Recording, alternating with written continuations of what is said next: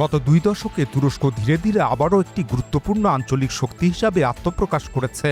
পরিবর্তিত ভূরাজনীতিতে তুরস্কের কৌশলগত গুরুত্বও বহুগুণ বেড়েছে। অন্যদিকে ইউরোপের নিরাপত্তা পরিস্থিতি এখন এক নতুন বাস্তবতার মুখোমুখি। একদিকে ইউরোপকে নিরাপত্তা প্রদানের প্রশ্নে যুক্তরাষ্ট্রের সম্ভাব্য নীতিগত পরিবর্তন, অপরদিকে রাশিয়ার দিক থেকে ক্রমবর্ধমান নিরাপত্তা চ্যালেঞ্জ। এই দুই বাস্তবতা ইউরোপকে নতুন করে ভাবতে বাধ্য করছে। এই পরিস্থিতিতে দীর্ঘদিন ধরে তুরস্কের প্রতি কঠোর বিরোধিতা করা অনেক ইউরোপীয় দেশ এখন আঙ্কারার সঙ্গে সম্পর্ক ঘনিষ্ঠ করতে আগ্রহী। সাম্প্রতিক সময়ে ইউরোপীয় নেতাদের তুরস্ক সফর উল্লেখযোগ্যভাবে বেড়েছে। এসব সফরে স্বাক্ষর হয়েছে বিভিন্ন গুরুত্বপূর্ণ দ্বিপাক্ষিক চুক্তি। ইউরোপের অনেক নেতারা তুরস্ককে কৌশলগত অংশীদার হিসাবে বর্ণনা করছেন। সাম্প্রতিক ঘটনা প্রবাহ স্পষ্টভাবে ইঙ্গিত দিচ্ছে যে ইউরোপের অনেক দেশ এখন তুরস্ককে শুধু ন্যাটোর একটি সদস্য হিসাবেই নয়, বরং ভবিষ্যৎ ইউরোপীয় নিরাপত্তা কাঠামোরও একটি গুরুত্বপূর্ণ অংশীদার হিসাবে দেখতে শুরু করেছে। আর তুরস্ক এই নতুন বাস্তবতাকে নিজের কৌশলগত শক্তিতে রূপান্তর করার চেষ্টা করছে। সম্প্রতি তুরস্কের পররাষ্ট্রমন্ত্রী হাকান ফিদান বলেছেন, তুরস্ক ছাড়া ইউরোপীয় ইউনিয়ন অসম্পূর্ণ। প্রেসিডেন্ট এরদোগানও বিভিন্ন বক্তব্যে ইউরোপ তুরস্ক সম্পর্কের গুরুত্ব তুলে ধরছেন। গত মে মাসে ইউরোপ ডে উপলক্ষে দেওয়া এক বার্তায় তিনি বলেন, তুরস্ককে যথাযথ স্থান না দিয়ে গড়ে ওঠা কোনো ইউরোপীয় কাঠামো অসম্পূর্ণ এবং সংকট মোকাবেলায় দুর্বল থাকবে। তিনি আরও বলেন, ইউরোপীয় ইউনিয়নের তুরস্ককে যতটা প্রয়োজন তার চেয়ে তুরস্কের ইউরোপীয় ইউনিয়নকে কম প্রয়োজন। বস্তুত প্রেসিডেন্ট এরদোগানের এই বক্তব্যের মধ্য দিয়ে একটি বিষয় স্পষ্ট হয় যে বর্তমান ভূরাজনৈতিক বাস্তবতায় দর কষাকষির অবস্থানে তুরস্ক আগের যে কোনো সময়ের তুলনায় অনেক বেশি শক্তিশালী। এখন প্রশ্ন হলো, ইউরোপ যখন নিজেই তুরস্কের সঙ্গে সম্পর্ক উন্নয়নে আগ্রহী, তখন এই নতুন বাস্তবতাকে কাজে লাগিয়ে প্রেসিডেন্ট এরদোগান কি রাষ্ট্রস্বার্থ আদায়ের চেষ্টা করবেন।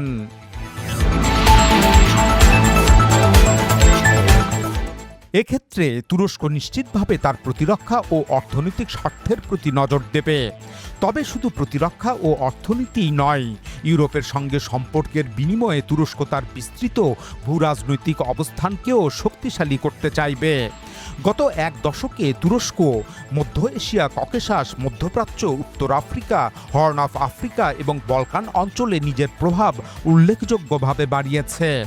কাজাখস্তান সহ মধ্য এশিয়ার তুর্কিভাষী রাষ্ট্রগুলোর সঙ্গে সহযোগিতা, আজারবাইজানের মাধ্যমে দক্ষিণ ককেশাসে কৌশলগত অবস্থান, সিরিয়া ও লিবিয়ায় সামরিক উপস্থিতি, সোমালিয়ায় বিশাল কর্মযজ্ঞ, সুদানে কৌশলগত অবস্থান, আলজেরিয়া সহ উত্তর আফ্রিকা ও পশ্চিম আফ্রিকায় সামরিক ও অর্থনৈতিক সম্পর্ক, উত্তর সাইপ্রাসকে স্বাধীন রাষ্ট্রের স্বীকৃতি প্রদান এবং পূর্ব ইউরোপের বলকান অঞ্চলে ক্রমবর্ধমান রাজনৈতিক ও অর্থনৈতিক সম্পৃক্ততা, এসব মিলিয়ে তুরস্কের প্রভাবের পরিধি এখন আগের যে কোনো সময়ের তুলনায় অনেক বিস্তৃত।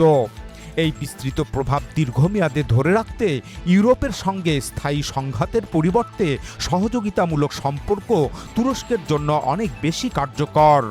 কারণ ইউরোপের সমর্থন কিংবা অন্ততপক্ষে বিরোধিতা কমে গেলে আঙ্কারা এসব অঞ্চলে আরও আত্মবিশ্বাসের সঙ্গে তার অর্থনৈতিক ও কৌশলগত ভূরাজনৈতিক উদ্যোগগুলো এগিয়ে নিতে পারবে। একই সঙ্গে বৈশ্বিক কূটনীতিতেও তুরস্কের গ্রহণযোগ্যতা ও প্রভাব আরও বাড়বে। ওদিকে ফিলিস্তিন প্রশ্নেও আঙ্কারা ইউরোপের কাছ থেকে আরও শক্তিশালী রাজনৈতিক সমর্থন আদায়ের চেষ্টা করবে। বিশেষ করে দুই রাষ্ট্রভিত্তিক সমাধান, গাজা পুনর্গঠন এবং ফিলিস্তিনকে রাষ্ট্র হিসাবে আরও ব্যাপক আন্তর্জাতিক স্বীকৃতি দেওয়ার প্রশ্নে ইউরোপীয় দেশগুলোর সঙ্গে সমন্বয় জোরদার করতে চাইবে তুরস্ক। এতে শুধু আন্তর্জাতিক অঙ্গনেই নয়, মুসলিম বিশ্বেও আঙ্কারার কূটনৈতিক অবস্থান আরও শক্তিশালী হবে। বিশেষ করে মুসলিম বিশ্বের যেসব দেশ পশ্চিমামুখী নীতি অবলম্বন করে চলে, তারা এর পরিবর্তে তুরস্কের প্রতি ঝুঁকে পড়বে এবং মধ্যপ্রাচ্য জুড়ে ইসরায়েলের সম্প্রসারণ ঠেকাতে তুরস্কের নেতৃত্বের নিচে ঐক্যবদ্ধ হবে। বস্তুত প্রেসিডেন্ট এরদোগানের লক্ষ্য শুধু ইউরোপের কাছ থেকে কিছু সুবিধা আদায় করা নয়, বরং ইউরোপের সঙ্গে দীর্ঘদিনের প্রতিদ্বন্দ্বিতাকে একটি কার্যকর দর কষাকষির সম্পর্কে রূপান্তর করা। কারণ একটি দেশ যদি বৈশ্বিক শক্তি হতে চায় তাহলে তাকে একই সঙ্গে ইউরোপ, মধ্যপ্রাচ্য, আফ্রিকা ও মধ্য এশিয়ায় কার্যকর উপস্থিতি নিশ্চিত করতে হয়। ইউরোপের সঙ্গে স্থায়ী দ্বন্দ্ব বজায় রেখে সেই লক্ষ্য অর্জন করা কঠিন। তাই এরদোগানের কাছে ইউরোপের সঙ্গে সম্পর্ক উন্নয়ন কোনো আদর্শিক পরিবর্তনের প্রশ্ন নয়, এটি পুরোপুরি রাষ্ট্রস্বার্থভিত্তিক একটি বাস্তববাদী কৌশল। প্রতিরক্ষা, অর্থনীতি, বাণিজ্য, কূটনীতি এবং বৈশ্বিক প্রভাব এসবের প্রতিটি ক্ষেত্রেই আঙ্কারা এই নতুন বাস্তবতাকে নিজের পক্ষে কাজে লাগাতে চায়। অর্থাৎ ইউরোপের এখন তুরস্ককে প্রয়োজন, আর সেই প্রয়োজনকেই নিজের রাষ্ট্রস্বার্থ আদায়ের কৌশলগত সুযোগে পরিণত করতে চাইছেন প্রেসিডেন্ট এরদোগান। আগামী বছরগুলোতে আঙ্কারার ইউরোপ নীতি মূলত এই লক্ষ্যকে কেন্দ্র করেই এগিয়ে যাবে।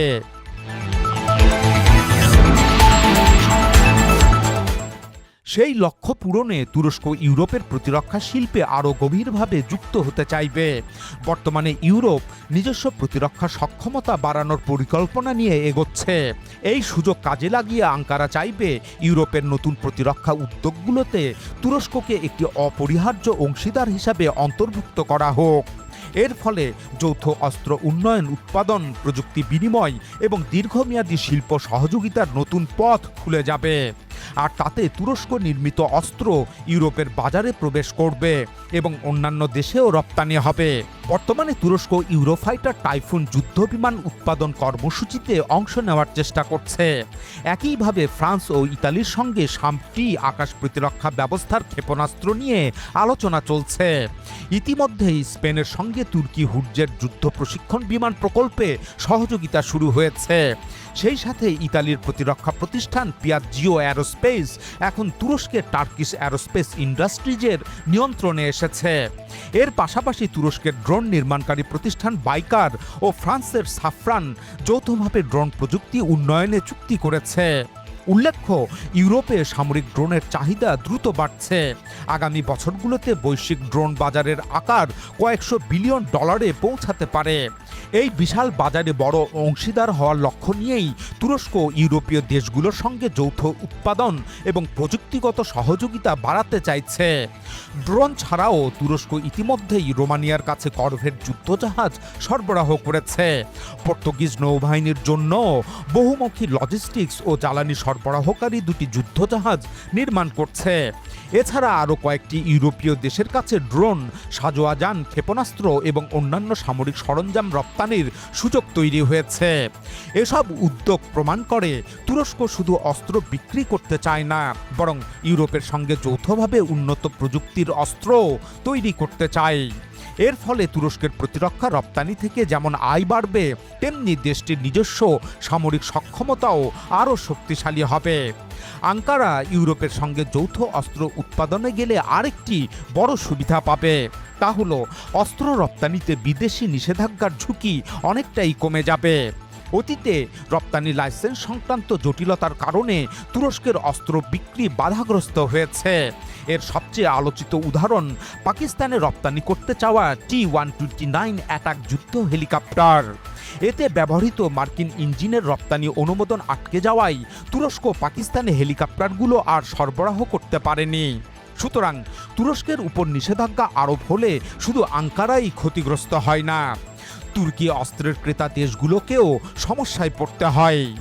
ভবিষ্যতে বাংলাদেশ সহ কোনো দেশ যদি তুরস্কের উন্নত সামরিক সরঞ্জাম কেনার চুক্তি করে, তাহলে একই ধরনের নিষেধাজ্ঞা তাদের জন্য ঝুঁকি তৈরি করতে পারে। তাই ইউরোপের সঙ্গে প্রতিরক্ষা খাতে যৌথ গবেষণা, প্রযুক্তি উন্নয়ন ও উৎপাদন বাড়াতে পারলে তুরস্কের বিদেশি অনুমোদনের নির্ভরতা ও নিষেধাজ্ঞার ঝুঁকি অনেকটাই কমে আসবে। এতে তুরস্ক আরও স্বাধীন ও নির্ভরযোগ্য অস্ত্র সরবরাহকারী দেশ হিসাবে গড়ে উঠবে। আর এর সুফল পাবে পাকিস্তান, ইন্দোনেশিয়া, মালয়েশিয়া, বাংলাদেশ সহ তুর্কি অস্ত্রের অন্যান্য ক্রেতা দেশও।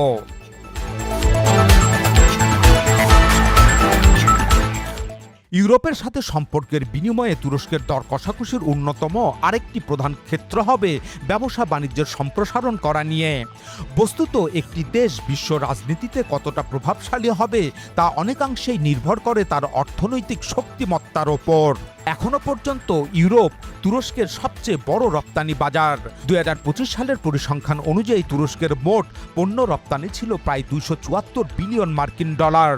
এর মধ্যে প্রায় 43% অর্থাৎ প্রায় 117 বিলিয়ন ডলারের পণ্য রপ্তানি হয়েছে ইউরোপীয় ইউনিয়নের দেশগুলোতে। সুতরাং তুরস্কের অর্থনীতির জন্য ইউরোপীয় বাজার বেশ গুরুত্বপূর্ণ। এ কারণেই আঙ্কারা দীর্ঘদিন ধরে ইউরোপীয় ইউনিয়নের সঙ্গে কাস্টমস ইউনিয়ন আইন আধুনিকীকরণের দাবি জানিয়ে আসছে। 1996 সাল থেকে চলমান কাস্টমস ইউনিয়ন সংক্রান্ত চুক্তিটি আজকের বৈশ্বিক বাণিজ্যের বাস্তবতার প্রেক্ষাপটে আধুনিকায়ন করে নতুন চুক্তি করতে চাইছে তুরস্ক। এটা সম্পাদিত হলে ইউরোপে তুরস্কের বাণিজ্য প্রবেশাধিকার আরও বাড়বে। একই সঙ্গে তুরস্কেও ইউরোপীয় বিনিয়োগ বৃদ্ধি পাবে। এছাড়া অর্থনৈতিক দর কষাকষির অংশ হিসাবে তুরস্ক ইউরোপের উৎপাদন ও সরবরাহ ব্যবস্থার আরও গুরুত্বপূর্ণ অংশে পরিণত হতে চাইবে। কেননা সাম্প্রতিক বছরগুলোতে পণ্যের বৈশ্বিক সরবরাহ শৃঙ্খলে বড় পরিবর্তন এসেছে। অনেক ইউরোপীয় কোম্পানি এখন এশিয়ার দূরবর্তী দেশগুলোর পরিবর্তে কাছাকাছি দেশগুলোতে উৎপাদন বাড়ানোর কৌশল নিয়েছে। নিয়ার শোরিং নামে পরিচিত এই প্রবণতার বড় সুবিধাভোগী হতে পারে তুরস্ক, কারণ ভৌগোলিক অবস্থান, উন্নত শিল্প অবকাঠামো এবং তুলনামূলক কম উৎপাদন ব্যয়, এই তিনটি ক্ষেত্রেই তুরস্কের বড় সুবিধা রয়েছে। এর ফলে তুরস্কের বিভিন্ন শিল্পে ইউরোপীয় বিনিয়োগ আরও বাড়তে পারে। আঙ্কারার আরেকটি লক্ষ্য হবে জ্বালানি, পরিবহন ও ট্রানজিট অবকাঠামোতে আরও বেশি ইউরোপীয় বিনিয়োগ আকর্ষণ করা। মিডল করিডোর, ডেভেলপমেন্ট রোড এবং ইউরোপ এশিয়াকে সংযুক্তকারী অন্যান্য পরিবহন প্রকল্প বাস্তবায়িত হলে তুরস্ক শুধু একটি উৎপাদন কেন্দ্র হিসাবেই নয়, বরং ইউরোপ ও এশিয়ার মধ্যে অন্যতম গুরুত্বপূর্ণ বাণিজ্যিক ট্রানজিট হাব হিসাবেও আরও শক্তিশালী অবস্থান গড়ে তুলবে। সুতরাং কাস্টমস ইউনিয়ন আইন আধুনিকীকরণ কিংবা ফ্রি ট্রেড এগ্রিমেন্টের আওতায় আরও বিস্তৃত বাণিজ্য সুবিধা পেলে তুরস্কের রপ্তানি আগামী বছরগুলোতে আরও দ্রুত বাড়তে পারে। এর ফলে ইউরোপীয় বাজারে ভারত, ভিয়েতনাম সহ অন্যান্য উৎপাদনশীল দেশের সঙ্গে প্রতিযোগিতায় তুরস্ক আরও শক্তিশালী অবস্থানে পৌঁছবে। উল্লেখ্য, ইউরোপ এখনও বিশ্বের অন্যতম বৃহৎ ভোক্তা বাজার। এই বাজারে যত বেশি শুল্ক সুবিধা ও সহজ প্রবেশাধিকার নিশ্চিত করা যাবে, ততই তুরস্কের শিল্প, রপ্তানি এবং বৈদেশিক মুদ্রা আয় বাড়বে। তাই ইউরোপের সঙ্গে সম্পর্ক উন্নয়ন শুধু কূটনৈতিক সিদ্ধান্ত নয়, এটি তুরস্কের দীর্ঘমেয়াদী অর্থনৈতিক প্রবৃদ্ধিরও একটি কৌশলগত বিনিয়োগ। বাংলাদেশের উদাহরণ দিলেই বিষয়টি আরও সহজে বোঝা যায়। যেমন ইউরোপ বাংলাদেশের সবচেয়ে বড় রপ্তানি বাজার, তাই বাংলাদেশ ইউরোপের জিএসপি সুবিধা ধরে রাখতে চায়। একইভাবে তুরস্ক তার বড় ইউরোপীয় বাজারে আরও বেশি প্রবেশাধিকার নিশ্চিত করতে চায়। তবে পার্থক্য হলো বাংলাদেশের রপ্তানি প্রধানত তৈরি পোশাক নির্ভর, আর তুরস্ক চাই প্রতিরক্ষা শিল্প, অটোমোবাইল, যন্ত্রপাতি, কৃষিপণ্য, ডিজিটাল অর্থনীতি এবং উচ্চ প্রযুক্তি শিল্প সহ বিভিন্ন খাতে ইউরোপীয় বাজারে আরও শক্ত অবস্থান গড়ে তুলতে।